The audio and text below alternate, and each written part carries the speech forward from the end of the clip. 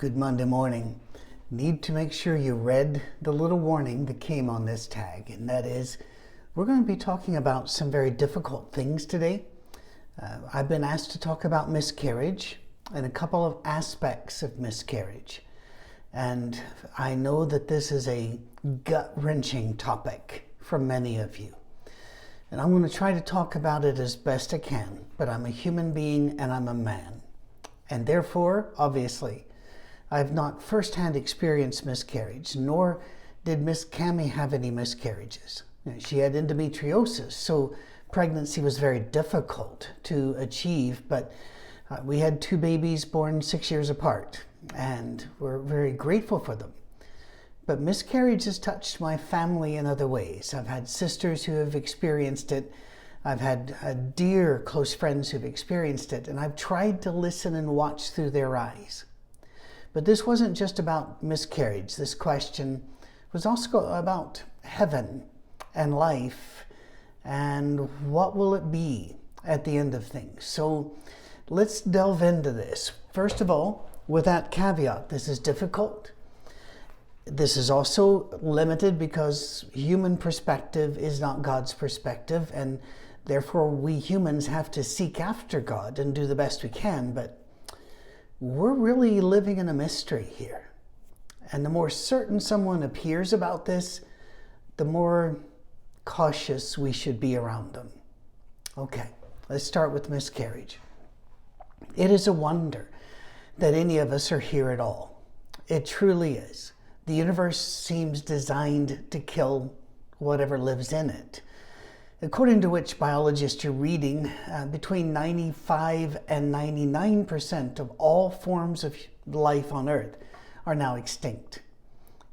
That's really hard to deal with, but then when you realize we're talking about insect life, reptile life, human life, hominid, whatever, it really thuds home. I mean, we see the bones. You can't explain these things away. We see that this universe is a dangerous place. So dangerous, in fact, that none of us get out of it alive. Therefore, the way that we live in that short period in which we exist is of utmost importance. There's a dot on the date we're born and a dot on the date we die. And all we can do is do the best we can in that line between those dots. When a miscarriage happens, it happens for a huge variety of reasons. Eggs and sperm don't always connect the way that they should. Not always the right sperm or the right egg. Sometimes implantation occurs, but then it goes wrong. And there are so many ways it can go wrong. And here's one of the things I really want to stress. Miscarriage is not the fault of the mom or the dad. Biology is really rough. There are way more ways for things to go wrong than there are for things to go right. And therefore, we don't really know, but our best guess is that the vast majority of fertilized eggs don't implant. And then that the majority of those that implant don't stay implanted. And that nobody knows. The woman feels nothing, the man feels nothing. Seems to be no change, but something in the biology was working against them. And it's not their parents' fault for passing on these genes, because when we say biology, please remember biology takes place inside of other biologies and environments. And so we've got air, temperature, water, we've got food, we've got all of these things, and then an incredibly complex inner biology. But when a woman knows that she was pregnant and then loses that baby, there is an overwhelming sense of loss. And that loss is at least as profound as the loss of a young child. And I don't really want to use examples here because there are too many people that watch this who their pain is too raw for me to stumble upon an example that hits too close to home for them.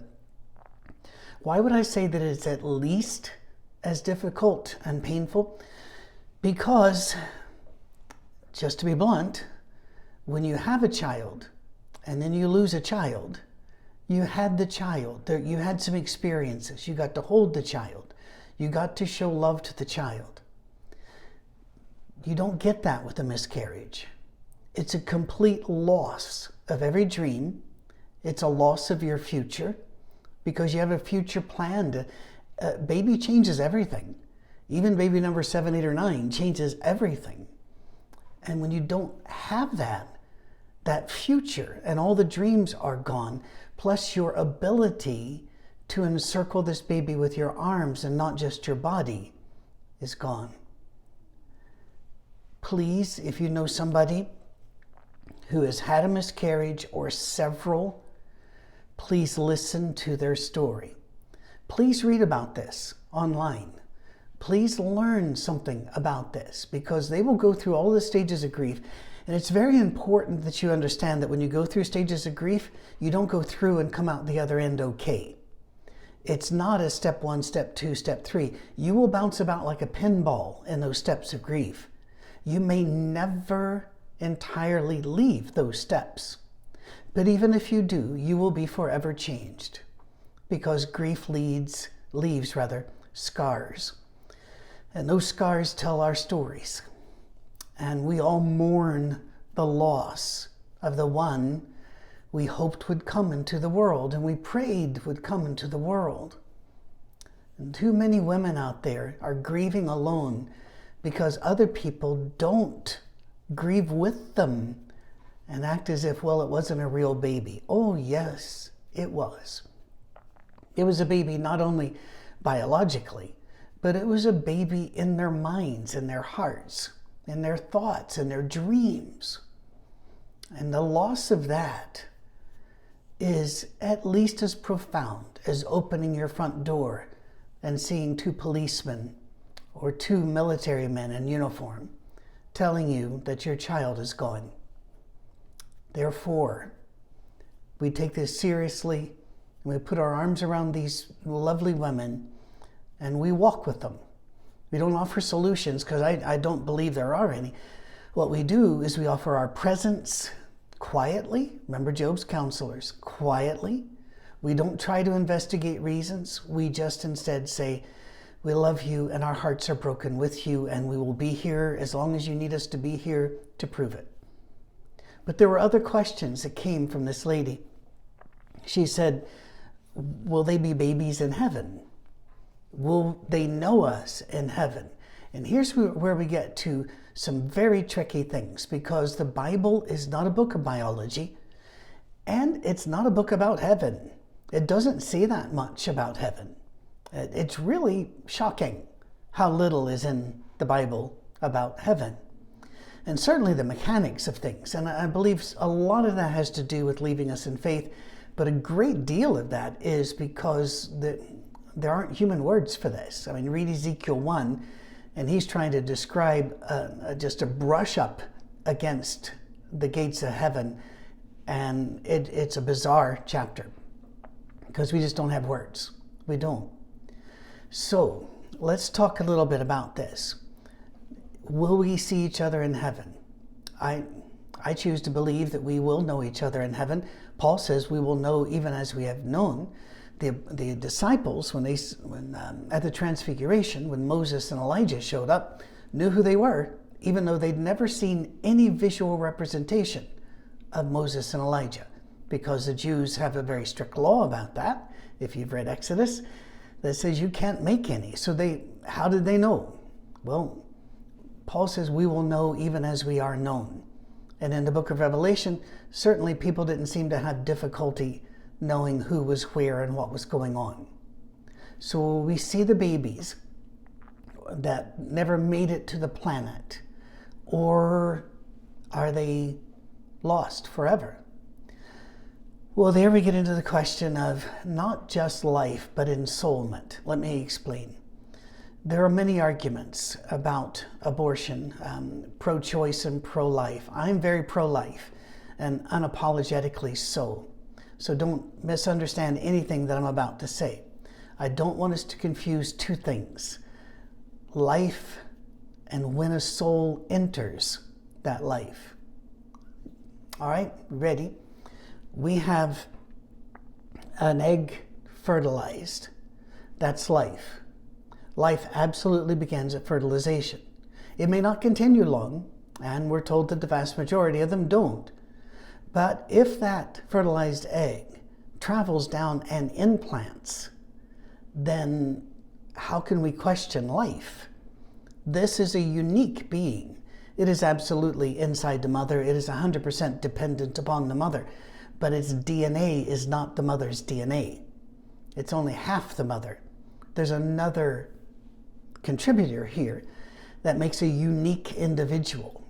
And then that begins to split and split and split. And by 8 weeks, we know an awful lot about what's going on inside that body.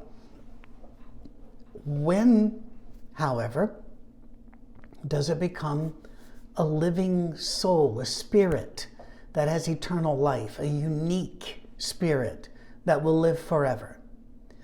The Bible doesn't really say, and I've heard the arguments, and people will bend and twist things to make one or the other way work. All I can tell you is that the Jewish rabbis, conservative, very conservative, even Orthodox, will generally say that the baby has a soul when it quickens the first time you feel it move.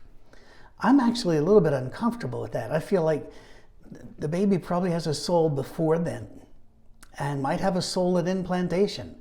I have no idea. I'm serious, I have no idea. And here's the big deal. Every biblical scholar out there, every expert in Hebrew, in culture and tradition, they don't know either. But they've convinced themselves of a particular stance, and they argue very well for it. In fact, the arguments are good. I appreciate the hard work that goes on behind the arguments, even when they do not agree with each other at all. But generally, the quickening, when you could feel the baby move, they said that's when the baby had a soul. But you need to know, nobody knows. Others said it is only when they take their first breath. And so that would be postpartum.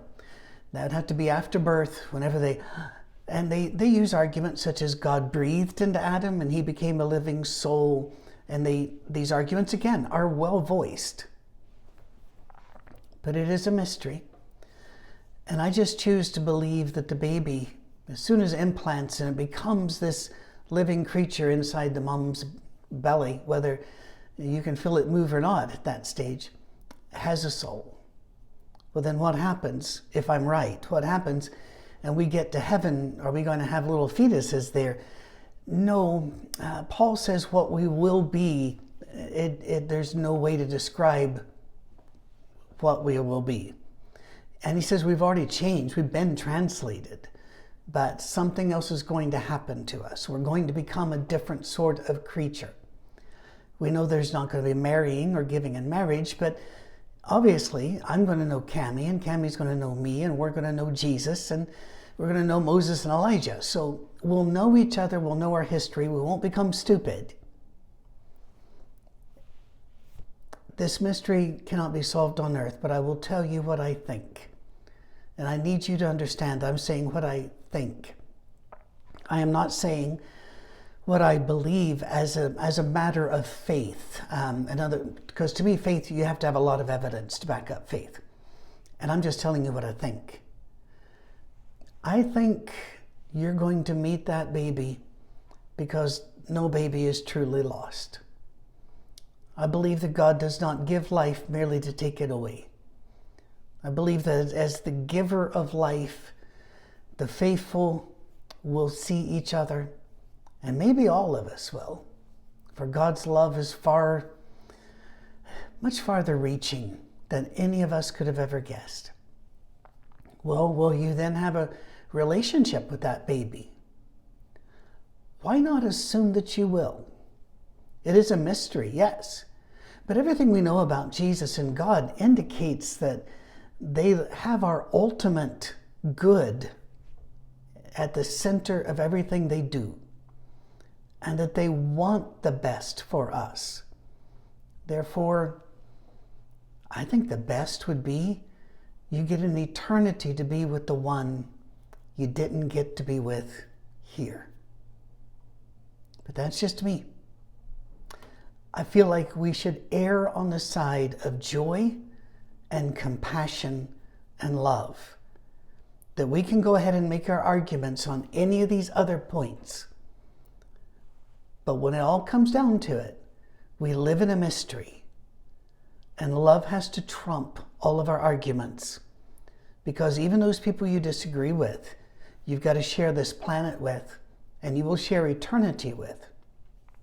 We need to live we need to be the kind of people that people run to and not from. When they're in pain, when they need a hug, when they need protection, and they just need a quiet presence. So, may God bless us. And those of you who are suffering with this, you need to know you're not suffering alone. It's such a common problem. And those of us who are in the circles, who have heard the stories, even though we've not gone through it, and cannot say we know how you feel. We care about your loss. And in some ways, it's a loss to us too, because I'm sure that baby would have enriched the world. So we now have a bigger job to do without that baby here. It's a sad day, isn't it? But it was a question that was asked, and it needed to be answered. And I hope it helped. If you have any comments or questions, please send those in to info@oursafeharbor.com.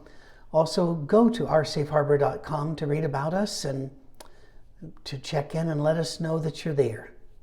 We love you. Have a better week now.